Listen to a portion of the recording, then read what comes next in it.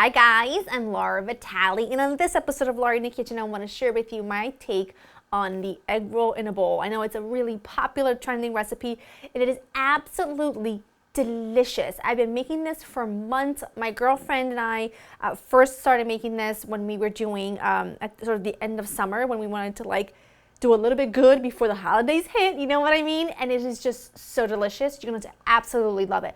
Let me run you through the list of ingredients because they're not very many, but they're all the right ones.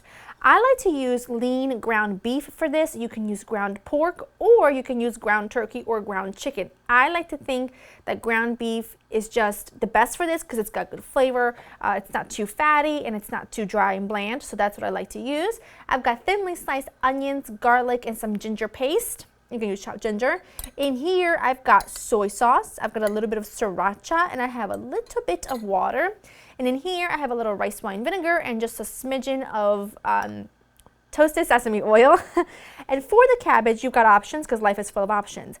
I like to use some pre-bought, store-bought, pre-made coleslaw mix. Just the classic coleslaw mix. You're gonna need about 1 pound of it, or you can alternatively, of course, just use 1 pound of cabbage, just thinly sliced. I love to use the coleslaw for this. It's super finely shredded, so it cooks really quickly. I love that it's got a little bit of carrot and a little bit of purple cabbage in there, so I think the whole thing together is perfect. In here, really large nonstick skillet with a little olive oil. I'm gonna add my beef. It looks like it's a lot of oil, but it's just really only a couple tablespoons. And because my beef is so lean, I need it. Otherwise, it's just too dry.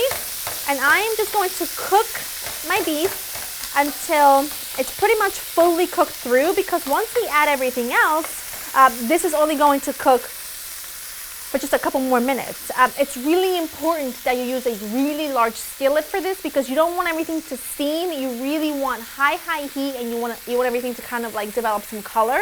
So I'm gonna go ahead and let that cook, and then we'll move on to the next step. This is looking perfect. You see? We've got color. There's not a whole lot of fat rendered because, like I said, my beef is really lean, but I want any of that leftover fat, one, for a little bit of flavor, and two, to cook my onions and ginger and garlic in, and it's fantastic. And I also wanted to mention this. If you want to keep this Whole30 or stay away from the soy, you can replace the soy sauce with coconut aminos, and it will be just as delicious. I'm a big fan of coconut aminos, but I know some people find it to be too sweet. The choice is yours. You can do half and half. You do you. If you are using soy, just make sure you're using a low sodium. That's what I always use. So that's that. And I'm not salting, maybe because I'm using a lot of soy, and I just don't want this to be too salty. I'm just going to cook these until the onions cook down, just for another minute or so. Now we add the cabbage or the coleslaw mixture, and you're cooking everything, by the way, on really high heat.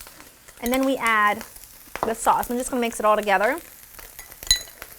Add that in. And this just needs a few minutes until the cabbage sort of wilts down. And then it will be ready. It won't take very long at all, so just don't walk away, and make sure that you put this on the really highest setting.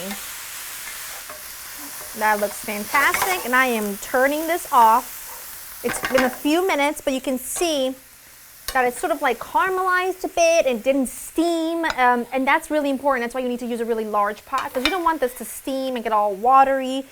You want that flavor to really absorb, and for anything else to just cook right out. And it smells insanely good in here. And you can see the carrots and the purple cabbage. It's all cooked just long enough to get rid of that harsh crunch, but it still retains a little bit of bite and color, which is what I want to see. And then I like lots of scallions on top and some toasted sesame seeds, because it's gonna be delicious, right?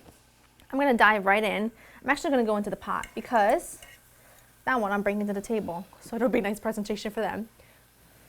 It smells really yummy.